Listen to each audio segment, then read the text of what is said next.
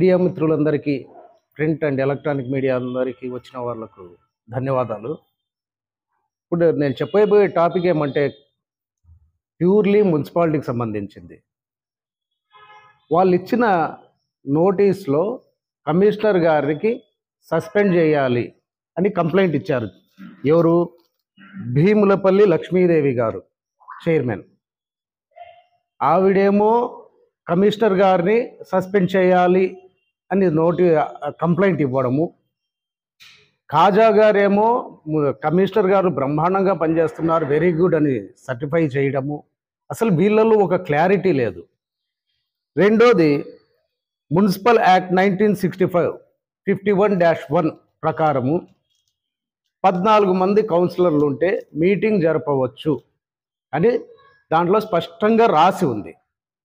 750 పేజీల ఏదో పుస్తకం చూపించి ఫలానా గొప్పగా చదువుకున్న ఆయన అని పుస్తకం చూపిస్తే సరిపోదు. యాక్ట్లో 6వసారి కూడా ఎమ్మెల్యే అయిన మన వరదరాజుల రెడ్డి గారు మిగతా కౌన్సిలర్లతో సమావేశమై, అందులో జనసేన ఒక కౌన్సిలర్ కూడా ఉన్నాడు కాబట్టి అప్పుడు నేను ఉన్నాను ఆ మీటింగ్లో. అక్కడ వాళ్ళు ఇవన్నీ కులంకషంగా పరిశీలించి జరపొచ్చు అని మన కమిషనర్ గారితో కూడా చర్చించి, కమిషనర్ గారు అది చెక్ చేసి జరపొచ్చు, ఇది ఆమోదయోగ్యమే అంటేనే మన మురళీ గారిని తాత్కాలిక చైర్మన్గా అప్పుడు ఎన్నుకొని ఈ మీటింగ్ జరిపారు. దాని గురించి మీరు ఎక్కడా మాట్లాడలేదు, ఆ యాక్ట్ గురించి మాట్లాడలేదు. ఏదో పుస్తకం చూపించారు, సరే.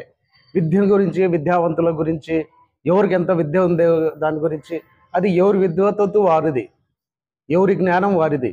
ఆ విషయం పక్కన పెడితే ఇక రోడ్ల విషయం చెప్తున్నారు. సుందరాచర్ల వీధి రోడ్డు, పొద్దుటూరులో ఇంతకుముందు రోడ్లే లేవా? ఎన్ని సంవత్సరాలు సీసీ, ఆర్సీ, సిమెంట్ రోడ్లు ఇలాంటివి లేవా? ఉన్నాయి. ఇప్పుడు మీ చైర్మన్, మీ వైస్ చైర్మన్లు, గత 10 ఏళ్లుగా మీ ఎమ్మెల్యే కూర్చున్న భవనం కూడా ముక్తార్ గారి టైంలో నిర్మించిందే.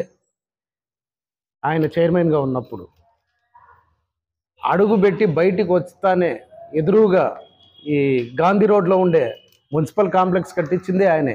ఇలా చెప్పుకుంటూ పోతే అభివృద్ధికి సంబంధించిన భవనాలన్నీ విఎస్ ముక్తార్ గారు కట్టించినటివే అంటే మున్సిపల్ నిధులతో ఆయన చైర్మన్గా ఉన్నప్పుడు. ఇలా చెప్పుకుంటూ పోతే చాలా ఉన్నాయి. అయితే ఈ యాక్ట్ గురించి ముఖ్యంగా బహిరంగ చర్చకు సిద్ధమే. జరపొచ్చా లేదా అనే విషయం అదే మున్సిపాలిటీలో కమిషనర్ గారి ముందే కూర్చొని చర్చిద్దాం.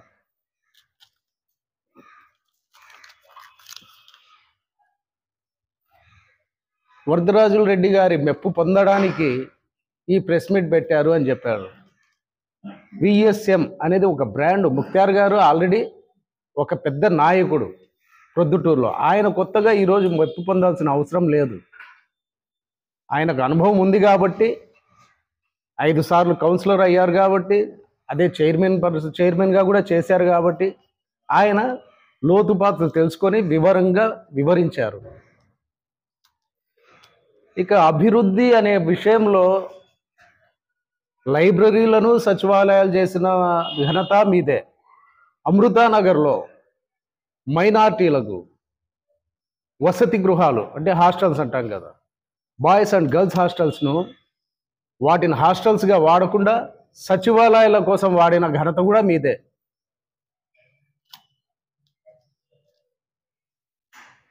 ఇక ఈవీఎంల గురించి చెప్పావు.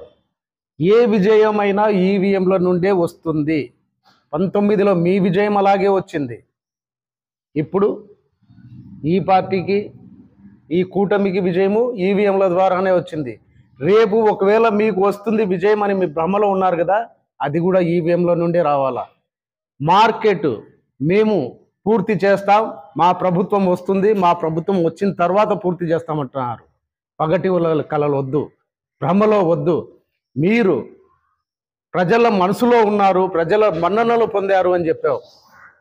మీరు ప్రజల మన్ననలు పొందింటే 11కే ఎందుకు పరిమితం చేస్తారు? మా ఎమ్మెల్యేని మాజీని చేసి ఎందుకు ఇంట్లో కూర్చోబెడతారు? కాస్త ఆలోచించి ప్రాక్టికాలిటీలో ఉండి భ్రమల్లో లేకుండా వచ్చి మీరు మాట్లాడితే బాగుంటుంది అని నేను మీకు మిత్రుడిలాగా సలహా ఇస్తున్నాను.